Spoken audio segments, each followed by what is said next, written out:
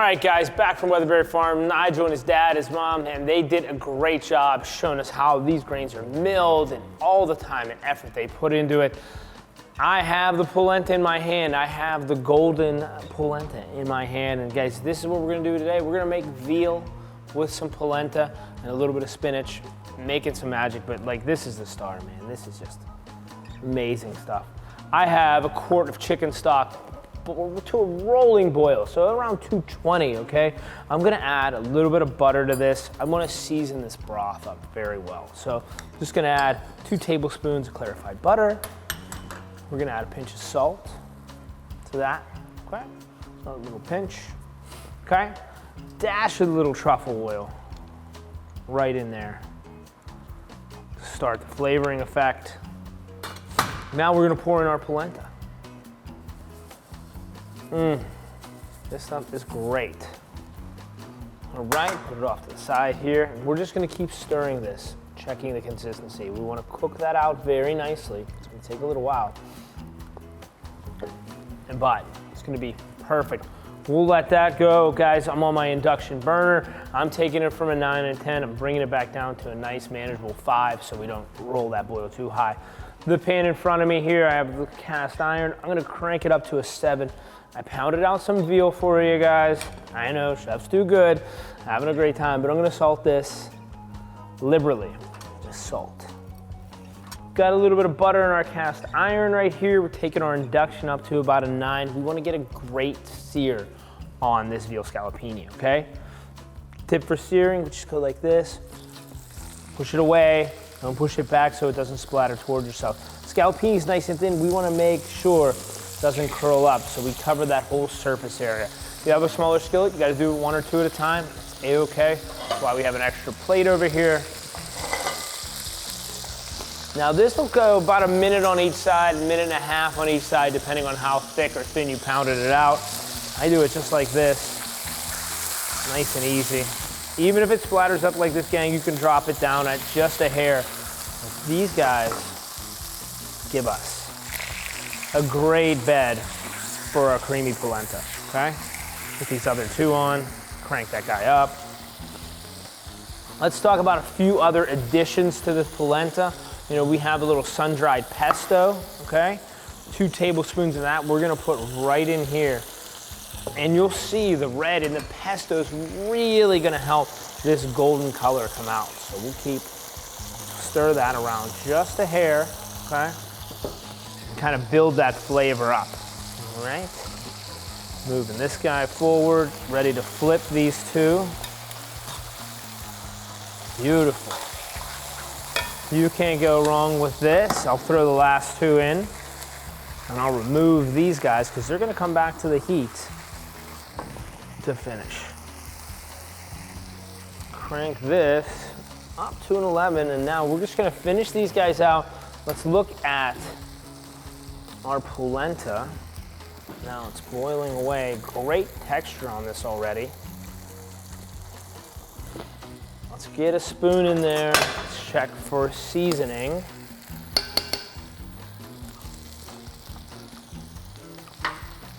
Very good. We'll just add a touch of salt. Okay. Clean our board off. Grab these 2. We're gonna flip these next couple pieces of veal.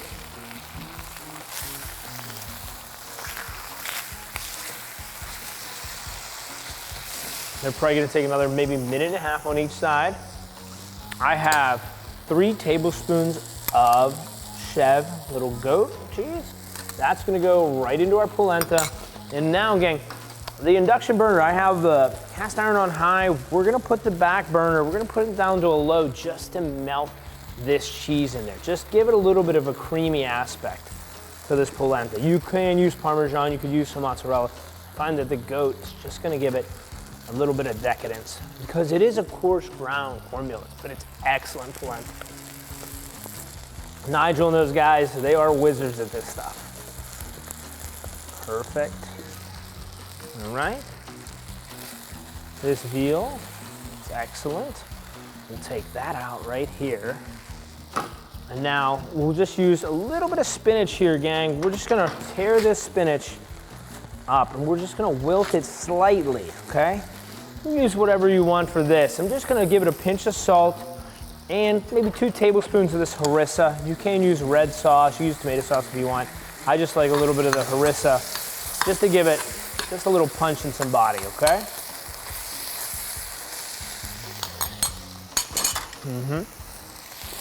Clean that down, move this around.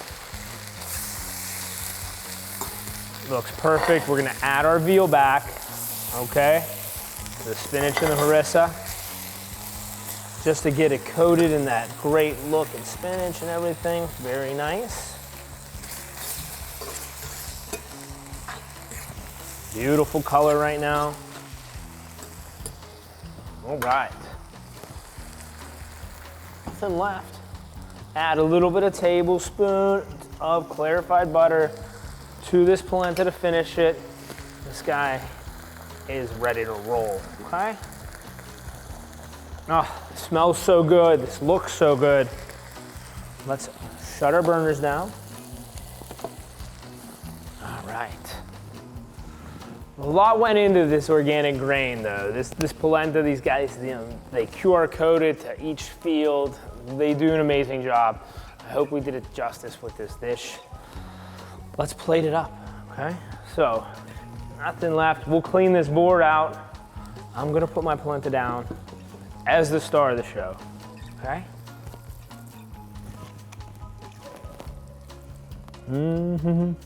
Put it right in the center. This is a family style dish, as you can tell, okay? Give it a spread, just like this. Is that beautiful, or is that beautiful? Okay? Grabbing our veal. Right in between. Check that out. That's amazing looking dish. Finish it with a little bit of fresh Italian parsley. Give it a little bit of fun.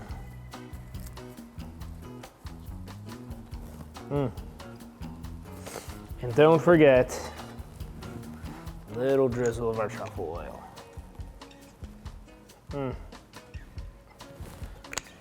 All right, maybe one hungry chef officially, so I'm gonna jump right in. I gotta try the polenta first. These guys do such great work.